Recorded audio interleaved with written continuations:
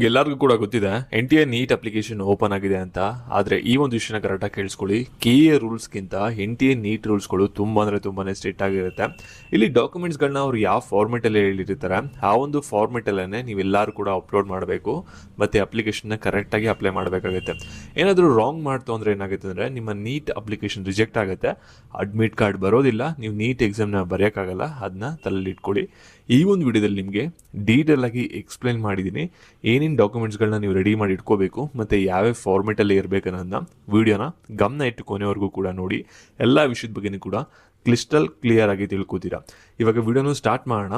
ಅದಕ್ಕಿಂತ ಮುಂಚೆ ಯಾರು ಚಾನಲ್ ಸಬ್ಸ್ಕ್ರೈಬ್ ಮಾಡ್ಕೊಂಡಿರಲ್ಲ ಪ್ರತಿಯೊಬ್ಬರು ಕೂಡ ಸಬ್ಸ್ಕ್ರೈಬ್ ಮಾಡ್ಕೊಳ್ಳಿ. ಹಾಗೆ ಪ್ರತಿಯೊಬ್ಬರು ಕೂಡ ವಿಡಿಯೋಗೊಂದು ಲೈಕ್ ಕೊಡಿ.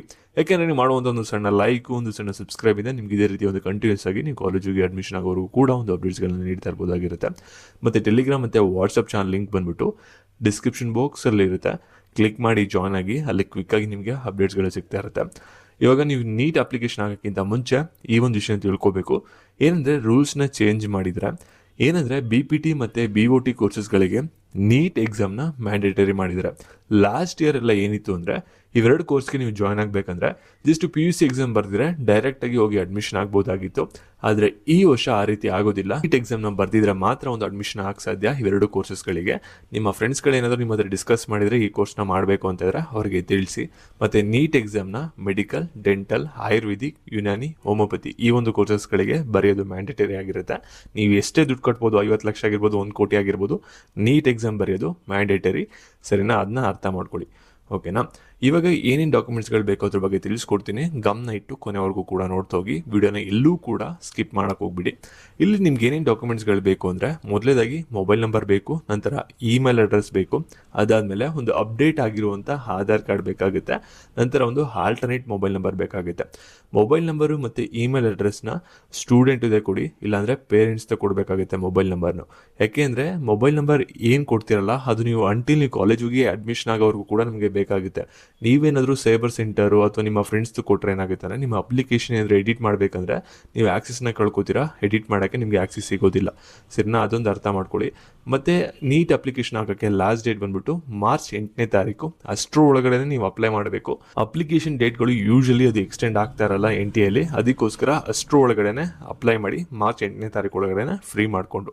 ಸರಿನಾ? ನೆಕ್ಸ್ಟ್ ಏನೇನು ಡಾಕ್ಯುಮೆಂಟ್ಸ್ಗಳು ಬೇಕಾಗುತ್ತೆ ಅಂದರೆ ಇಲ್ಲಿ ಫಸ್ಟ್ PUC ಮಾರ್ಕ್ಸ್ ಕಾರ್ಡ್ ಬೇಕು, ನಂತರ ಸೆಕೆಂಡ್ PUC ಮಾರ್ಕ್ಸ್ ಕಾರ್ಡ್ ಬೇಕಾಗುತ್ತೆ ಡ್ರಾಪರ್ಸ್ ಆಗಿದ್ದರೆ, ನಂತರ SLC ಮಾರ್ಕ್ಸ್ ಕಾರ್ಡ್ ಬೇಕು, ನಂತರ ಅಡ್ರೆಸ್ ಡೀಟೇಲ್ಸ್ ಬೇಕು. ಅಡ್ರೆಸ್ ಡೀಟೇಲ್ಸಲ್ಲಿ ಟೆಂಪ್ರವರಿ ಅಡ್ರೆಸ್ಸು ಕೂಡ ಕೇಳುತ್ತೆ, ಪರ್ಮನೆಂಟ್ ಅಡ್ರೆಸ್ಸು ಕೂಡ ಕೇಳುತ್ತೆ. ಎರಡೂ ಕೂಡ ಬರೆದಿಟ್ಕೊಳ್ಳಿ, ನೀಟ್ ಅಪ್ಲಿಕೇಶನ್ ಹಾಕಬೇಕಾದ್ರೆ ಬೇಕಾಗುತ್ತೆ. ಓಕೆನಾ? ನೆಕ್ಸ್ಟ್ ಏನೇನು ಡಾಕ್ಯುಮೆಂಟ್ಸ್ಗಳು ಬೇಕಾಗುತ್ತೆ ಅಂದರೆ ಒಂದು ಬ್ಯಾಕಪ್ಗೆ ಒಂದು ಸೆಕೆಂಡರಿ ಇಮೇಲ್ ID ಬೇಕಾಗುತ್ತೆ, ಮತ್ತು ಎಕ್ಸಾಮ್ ಸಿಟಿ ಯಾವ ಸೆಲೆಕ್ಟ್ ಮಾಡಬೇಕನ್ನೋದನ್ನ ಪ್ಲಾನ್ ಮಾಡಿ ಇಟ್ಕೊಳ್ಳಿ. ಒಂದು ನಿಮ್ಮ ಡಿಸ್ಟ್ರಿಕ್ಟ್ನ ಸೆಲೆಕ್ಟ್ ಮಾಡ್ಕೊಳ್ಳಿ, ಸೆಕೆಂಡರಿ ಆಗಿ ನಿಯರ್ ಬೈ ಡಿಸ್ಟ್ರಿಕ್ಟ್ನ ಸೆಲೆಕ್ಟ್ ಮಾಡ್ಕೊಳ್ಳಿ. ನಂತರ ನಿಮ್ಮ ಮದರ್ದು ಮತ್ತು ಫಾದರ್ದು ಕ್ವಾಲಿಫಿಕೇಷನ್ ಅಂದರೆ ಏನು ಓದಿದ್ದಾರೆ ಮತ್ತು ಆಕ್ಯುಪೇಷನ್ ಅಂದರೆ ಏನು ಕೆಲಸ ಮಾಡ್ತಾ ಇದ್ದಾರೆ ಎರಡೂ ಡೀಟೇಲ್ಸ್ ಕೂಡ ಬೇಕಾಗುತ್ತೆ. ಅದು ಕೂಡ ನೀವು ಬರೆದಿಟ್ಕೋಬೇಕು ನೀಟ್ ಅಪ್ಲಿಕೇಶನ್ ಆಗೋಕ್ಕಿಂತ ಮುಂಚೆ. ನಂತರ ಅಪಾರ ಐ ಡಿ ಲಾಸ್ಟ್ ಇಯರಿಂದ ತಂದಿರೋದು. ಇದು ನಿಮಗೆ ಆಪ್ಷನಲ್. ನಿಮ್ಮ ಹತ್ರ ಕ್ರಿಯೇಟ್ ಆಗಿತ್ತು ಅಂದರೆ ಅಪ್ಡೇಟ್ ಮಾಡ್ಬೋದು, ಇಲ್ಲಾಂದರೆ ಬಿಡ್ಬೋದು, ಏನು ಕೂಡ ತೊಂದರೆ ಇಲ್ಲ. ಅದರಿಂದ ನಿಮ್ಮ ನೀಟ್ ಅಪ್ಲಿಕೇಶನ್ಗೆ ಏನು ಕೂಡ ಪ್ರಾಬ್ಲಮ್ ಆಗಲ್ಲ, ಏನು ಕೂಡ ತಲೆ ಕೆಡಿಸ್ಕೊಬಿಡಿ. ಓಕೆನಾ? ಇಲ್ಲಿ ನೆಕ್ಸ್ಟ್ ಏನೇನು ಡಾಕ್ಯುಮೆಂಟ್ಸ್ಗಳು ಬೇಕು ಅಂದರೆ SLC, ಫಸ್ಟ್ PUC ಮತ್ತು ಸೆಕೆಂಡ್ PUC ಯಾವ್ಯಾವ ಕಾಲೇಜಲ್ಲಿ ಸ್ಕೂಲ್ಗಳಲ್ಲಿ ಓದಿದ್ದೀರಾ ಅನ್ನೋ ಡೀಟೇಲ್ಸ್ ಬೇಕು. ಮತ್ತು ಆ ಒಂದು ಸ್ಕೂಲ್ ಅಡ್ರೆಸ್ದು ಪಿನ್ ಕೋಡ್ ಬೇಕಾಗುತ್ತೆ. ನಿಮ್ಮ ಮನೆ ಅಡ್ರೆಸ್ ಪಿನ್ ಕೋಡ್ ಅಲ್ಲ, ಕನ್ಫ್ಯೂಷನ್ ಮಾಡ್ಕೋಬೇಡಿ. ಸರಿನಾ? ನಿಮ್ಮದು ಕ್ಯಾಸ್ಟ್ ಸರ್ಟಿಫಿಕೇಟ್ ಬೇಕಾಗುತ್ತೆ. ಇಲ್ಲಿ ಕರೆಕ್ಟಾಗಿ ಅರ್ಥ ಮಾಡ್ಕೊಳ್ಳಿ. ಕ್ಯಾಸ್ಟ್ ಸರ್ಟಿಫಿಕೇಟ್ ಬಂದ್ಬಿಟ್ಟು ಸ್ಟೇಟ್ ಗೌರ್ಮೆಂಟಿಂದ ಏನು ಪ್ರೊವೈಡ್ ಮಾಡಿರ್ತಾರಲ್ಲ ಅದು ನಡೆಯೋದಿಲ್ಲ OBC ಸ್ಟೂಡೆಂಟ್ಸ್ಗಳಿಗೆ. ನೀವು ಸೆಂಟ್ರಲ್ OBC ಸರ್ಟಿಫಿಕೇಟ್ ಅಂತ ಬರುತ್ತೆ, ಅದು ನಿಮ್ಮ ಹತ್ರ ಇತ್ತು ಅಂದರೆ ಅದಕ್ಕೆ ನೀವು ಅಪ್ಲೈ ಮಾಡಿಬಿಟ್ಟು ಇಲ್ಲಿ ರಿಸರ್ವೇಷನ್ನ ಕ್ಲೈಮ್ ಮಾಡ್ಬೋದು OBCದು. ಮತ್ತು OBC ರಿಸರ್ವೇಷನ್ ಏನು ಕ್ಲೈಮ್ ಮಾಡ್ತೀರಾ ಇದು MCC ಕೌನ್ಸಿಲಿಂಗ್ ಅಂತ ಬರುತ್ತೆ ಆಲ್ ಇಂಡಿಯಾ, ಅದಕ್ಕೆ ಅಪ್ಲೈ ಆಗುತ್ತೆ.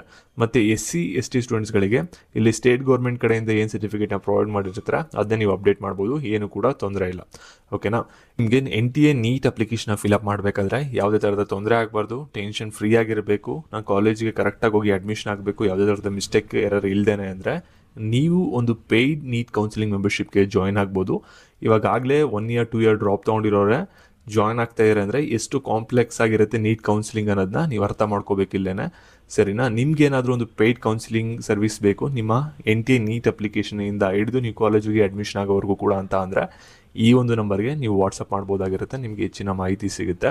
ಮತ್ತು ನಿಮ್ಮ ಅಪ್ಲಿಕೇಶನ್ಗಳು ಯಾವ ರೀತಿ ಒಂದು ಫಿಲಪ್ ಆಗುತ್ತೆ ಆನ್ಲೈನಲ್ಲಿ ಅನ್ನೋದನ್ನ ನೀವು ಡೈರೆಕ್ಟಾಗಿ ಗೂಗಲ್ ಮೀಟಲ್ಲಿ ನೋಡ್ಬೋದು. ಸ್ಕ್ರೀನ್ ರೆಕಾರ್ಡಿಂಗ್ ಕೂಡ ಇಲ್ಲಿ ಹಾಕಿದ್ದೀನಿ, ನೀವು ಚೆಕ್ ಮಾಡ್ಬೋದಾಗಿರುತ್ತೆ. ಮತ್ತು ನೀವು ಯಾರಾದರೂ MBBS ಸೀಟು 22 lakhs ಎಬೋ ಸೀಟ್ಸ್ಗಳನ್ನ ನೋಡ್ತಾ ಇರೋ ಅಂದರೆ ಹೈಯರ್ ಫೀಸ್ದು ಗೂಗಲ್ ಫಾರ್ಮ್ ಲಿಂಕ್ ಬಂದುಬಿಟ್ಟು ಡಿಸ್ಕ್ರಿಪ್ಷನ್ ಬಾಕ್ಸಲ್ಲಿ ಇರುತ್ತೆ. ಅದನ್ನ ಫಿಲಪ್ ಮಾಡಿ ಡೈರೆಕ್ಟಾಗಿ ಕಾಲೇಜ್ ಜೊತೆ ಮೀಟಿಂಗ್ನ ಅರೇಂಜ್ ಮಾಡ್ತೀವಿ, ನೀವು ಅಲ್ಲಿ ಮಾತಾಡ್ಕೋಬೋದಾಗಿರುತ್ತೆ. ನಿಮ್ಗೆ ಏನಾದರೂ ಒಂದು ಪೇಯ್ಡ್ ಕೌನ್ಸಿಲಿಂಗ್ ಸರ್ವಿಸ್ ಬೇಕು ಅಂದರೆ ಈ ಒಂದು ನಂಬರ್ಗೆ ವಾಟ್ಸಪ್ ಮಾಡಿ. ಫಸ್ಟು ಡೀಟೇಲ್ಸ್ಗಳನ್ನ ತೊಗೊಳ್ಳಿ. ನಿಮ್ಗೆ ಏನಾದರೂ ಇಂಟ್ರೆಸ್ಟೆಡ್ ಇತ್ತು ಜಾಯ್ನ್ ಹಾಕಿ ಅಂದರೆ ನೀವು ಒಂಥರ ಏನಾದರೂ ಡೌಟ್ ಇತ್ತು ಅಂದರೆ ಮೆಂಬರ್ಶಿಪ್ ಬಗ್ಗೆ ನೀವು ಕಾಲು ಕೂಡ ಮಾಡ್ಬೋದಾಗಿರುತ್ತೆ. ಸರಿನಾ. ನಾನು ಹೇಳುವಂಥ ಪ್ರತಿಯೊಂದು ಪಾಯಿಂಟ್ಸು ಕೂಡ ತುಂಬಾ ಇಂಪಾರ್ಟೆಂಟು. ಇಲ್ಲೇ ಮೇಜರಾಗಿ ಚೇಂಜಸ್ ಬರೋದು, ಇಷ್ಟೊಂದು ಜನ ಮಿಸ್ಟೇಕ್ ಮಾಡೋದು ಗಮನ ಇಟ್ಟು ನೋಡ್ಕೊಳ್ಳಿ. ಇಲ್ಲಿ ನಮಗೆ 2 ರೀತಿಯ ಒಂದು ಫೋಟೋಗಳನ್ನ ಕೇಳ್ತಾರೆ. ಒಂದು ಪೋಸ್ಟ್ ಕಾರ್ಡ್ ಸೈಜ್ ಫೋಟೋ ಅಂತ ಕೇಳ್ತಾರೆ, ಒಂದು ಪಾಸ್ಪೋರ್ಟ್ ಸೈಜ್ ಫೋಟೋ ಅಂತ ಕೇಳ್ತಾರೆ. ಪೋಸ್ಟ್ ಕಾರ್ಡ್ ಸೈಜ್ ಫೋಟೋ ಅಂದರೆ ಸೈಜು ಡಿಫ್ರೆಂಟ್ ಆಗಿರುತ್ತೆ, ಲಾರ್ಜ್ ಆಗಿರುತ್ತೆ ಪಾಸ್ಪೋರ್ಟ್ ಸೈಜ್ ಫೋಟೋಗಿಂತ. ಸರಿನಾ. ಇದನ್ನು ಹೋಗಿ ನೀವು ಒಂದು ಫೋಟೋ ಸ್ಟುಡಿಯೋದಲ್ಲಿ ಹೇಳಿದ್ರೆ ಪೋಸ್ಟ್ ಕಾರ್ಡ್ ಸೈಜ್ ಫೋಟೋ ಬೇಕು ಅಂದರೆ ಅವರು ನಿಮಗೆ ತಗೊಳ್ತಾರೆ. ಓಕೆನಾ, ಏನು ಕೂಡ ತಲೆ ಕೆಡಿಸ್ಕೋಬೇಡಿ. ಮತ್ತು ಫೋಟೋ ಬ್ಯಾಕ್ಗ್ರೌಂಡಲ್ಲೂ ಕೂಡ ರೂಲ್ಸ್ ಇದೆ. ಅದು ವೈಟ್ ಬ್ಯಾಕ್ಗ್ರೌಂಡೇ ಇರಬೇಕು. ಮತ್ತು ನಿಮ್ಮ ಫೇಸ್ ವಿಸಿಬಿಲಿಟಿ ಬಂದ್ಬಿಟ್ಟು 80% ಇರಬೇಕು ಫೋಟೋದಲ್ಲಿ. ಅದನ್ನೂ ಕೂಡ ಅವ್ರಿಗೆ ಹೇಳಿ. ಓಕೆನಾ. ನಂತರ ಆ ನಿಮ್ಮ ಫೋಟೋ ಕೆಳಗಡೆ ನಿಮ್ಮ ನೇಮ್ ಇರಬೇಕು. ಅಂದರೆ SLC ಮಾರ್ಕ್ಸ್ ಕಡೆಯಲ್ಲಿ ನಿಮ್ಮ ನೇಮ್ ಬಂದ್ಬಿಟ್ಟು ರಮೇಶ್ G ಅಂತ ಇತ್ತು ಅಂದರೆ ಇಲ್ಲೂ ಕೂಡ ರಮೇಶ್ G ಅಂತಲೇ ಇರಬೇಕು. ಅದ್ರ ಕೆಳಗಡೆ ಯಾವೊಂದು ದಿನಾಂಕದಲ್ಲಿ ಆ ಒಂದು ಫೋಟೋನ ತೆಗೆಸಿದ್ದೀರಾ ಅದನ್ನ ನೀವು ಇಲ್ಲಿ ಮೆನ್ಷನ್ ಮಾಡಬೇಕು. ಇಲ್ಲಿ ನೀವು ಮೆನ್ಷನ್ ಮಾಡುವಂಥದ್ದು ಫೋಟೋ ತೆಗೆಸಿರುವಂಥ ಡೇಟ್ ಆಗಿರುತ್ತೆ, ನಿಮ್ಮ ಡೇಟ್ ಆಫ್ ಬರ್ತ್ ಅಲ್ಲ. ಅದನ್ನ ಅರ್ಥ ಮಾಡ್ಕೊಳ್ಳಿ. ನೀವು ಫೋಟೋ ಸ್ಟುಡಿಯೋದಲ್ಲಿ ಹೇಳಿದರೆ ಅವರೇ ನಿಮ್ಮ ನೇಮ್ ಬರೋ ರೀತಿನ ಮಾಡ್ಕೊಡ್ತಾರೆ, ಡೇಟು ಕೂಡ ಮಾಡಿಕೊಡ್ತಾರೆ. ಸರಿನಾ. ನಂತರ ಬಂದ್ಬಿಟ್ಟು ಪಾಸ್ಪೋರ್ಟ್ ಸೈಜ್ ಫೋಟೋನ ನೀವು ತೆಗೆಸ್ಬೇಕಾಗುತ್ತೆ. ಅದು ಕೂಡ ವೈಟ್ ಬ್ಯಾಕ್ಗ್ರೌಂಡಲ್ಲಿ ಇರಬೇಕು. ಅದ್ರ ಕೆಳಗಡೆ ಕೂಡ ನಿಮ್ಮ ನೇಮು SLC ಮಾರ್ಕ್ಸ್ ಕಾರ್ಡಲ್ಲಿ ಇರುವಂಥ ರೀತಿ ನೀವು ಫೋಟೋ ತೆಗೆಸಿರುವಂಥ ಡೇಟು ಕೂಡ ಇಲ್ಲಿ ಕೆಳಗಡೆ ಇರಬೇಕು. ವೈಟ್ ಬ್ಯಾಕ್ಗ್ರೌಂಡಲ್ಲಿ 80% ಫೇಸು ವಿಸಿಬಿಲಿಟಿ ಇರಬೇಕು ಫೋಟೋದಲ್ಲಿ. ಅದನ್ನ ನೀವು ಅರ್ಥ ಮಾಡ್ಕೊಳ್ಳಿ. ಓಕೆನಾ. ನಂತರ ನಿಮ್ಮದು 10 ಫಿಂಗರ್ಸ್ದು ಕೂಡ ಒಂದು ಬಯೋಮೆಟ್ರಿಕ್ ಬೇಕಾಗುತ್ತೆ. ಅಂದರೆ ಇಲ್ಲಿ ನೋಡಿ ಲಾಸ್ಟಲ್ಲಿ ಇಲ್ಲಿ ತುದಿಲಿ ಬರುತ್ತಲ್ಲ ನಿಮ್ಮ ಫಿಂಗರ್ಸು, ಈ ಒಂದು ಫಿಂಗರ್ಸ್ ಎಲ್ಲ ಕೂಡ ನಿಮ್ಮದು ಏನು ಮಾಡಬೇಕಂದ್ರೆ ಪೆನ್ನಲ್ಲಿ ಶೇಡ್ ಮಾಡ್ಕೊಳ್ಳಿ. ಅಥವಾ ತಂಬ ಏನಾದರೂ ನಿಮ್ಮ ಮನೇಲಿ ಇತ್ತು ಅಂದರೆ ತಂಬಿ ಇಂಪ್ರೆಷನ್ನು ಅಲ್ಲಿ ಇದು ಮಾಡ್ಕೊಳ್ಳಿ. ಶೇಡ್ ಮಾಡಿಕೊಂಡು ಒಂದು ಪೇಪರ್ಗೆ ಈ ರೀತಿ ಬರೋ ರೀತಿ ನೀವೊಂದು ಫಿಂಗರ್ ಪ್ರಿಂಟ್ನ ಕೊಡಬೇಕಾಗುತ್ತೆ. ಸರಿನಾ. ಈ ರೀತಿ ಕೊಟ್ಬಿಟ್ಟು ನೀವೊಂದು ಅಪ್ಡೇಟ್ ಮಾಡಬೇಕು. ನಂತರ ನಿಮ್ಮದು ಸಿಗ್ನೇಚರ್ ಫುಲ್ ಹೆಸರು ಬರ್ದಿರುವಂಥದ್ದು ಇದು ಕೂಡ ನೀವು ಈ ರೀತಿ ಒಂದು ಸಿಗ್ನೇಚರ್ನ ಬರೆದ್ಬಿಟ್ಟು ಡಾಕ್ಯುಮೆಂಟ್ನ ಅಪ್ಡೇಟ್ ಮಾಡಬೇಕಾಗುತ್ತೆ.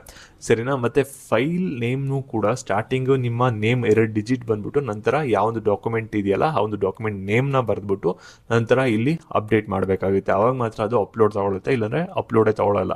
ಸರಿನಾ. ಈ ರೀತಿ ಇಷ್ಟೆಲ್ಲ ಡಾಕ್ಯುಮೆಂಟ್ಸ್ಗಳನ್ನೂ ಕೂಡ ನೀವು ರೆಡಿ ಮಾಡಿಕೊಂಡು NTA ನೀಟ್ ಅಪ್ಲಿಕೇಶನ್ನ ಕರೆಕ್ಟಾಗಿ ಅಪ್ಲೈ ಮಾಡಿ ಮತ್ತು ನೀಟ್ ಎಕ್ಸಾಮ್ನ ಚೆನ್ನಾಗಿ ಪರ್ಫಾರ್ಮ್ ಮಾಡಿ ಒಳ್ಳೆಯ ರ್ಯಾಂಕಿಂಗ್ನ ತೊಗೊಳ್ಳಿ. ಸರಿನಾ. ಮತ್ತು ನಿಮ್ಗೆ ಏನಾದರೂ ಪೇಯ್ಡ್ ಕೌನ್ಸಿಲಿಂಗ್ ಮೆಂಬರ್ಶಿಪ್ ಬೇಕು ಅಂದರೆ ಮಾತ್ರ ಈ ಒಂದು ನಂಬರ್ಗೆ ವಾಟ್ಸಪ್ ಮಾಡಿ ಕಾಂಟ್ಯಾಕ್ಟ್ ಮಾಡಿ. ಮತ್ತು ಇದೇ ರೀತಿ ರೆಗ್ಯುಲರ್ ಆಗಿ ಅಪ್ಡೇಟ್ಸ್ ಬೇಕಂದರೆ ಚಾನಲ್ನ ಸಬ್ಸ್ಕ್ರೈಬ್ ಮಾಡ್ಕೊಳ್ಳಿ ಪ್ರತಿಯೊಬ್ಬರು ಕೂಡ. ಹಾಗೆ ನಿಮ್ಮ ಫ್ರೆಂಡ್ಸ್ಗಳಿಗೆ ಪ್ರತಿಯೊಬ್ಬರಿಗೂ ಕೂಡ ಈ ಒಂದು ವಿಡಿಯೋನ ಶೇರ್ ಮಾಡಿ. ಈ ಎಲ್ಲ ಡಾಕ್ಯುಮೆಂಟ್ಸ್ಗಳನ್ನ ರೆಡಿ ಮಾಡ್ಕೊಳ್ಳೋದನ್ನ ಅವ್ರಿಗೂ ಕೂಡ ತಿಳಿಸಿ.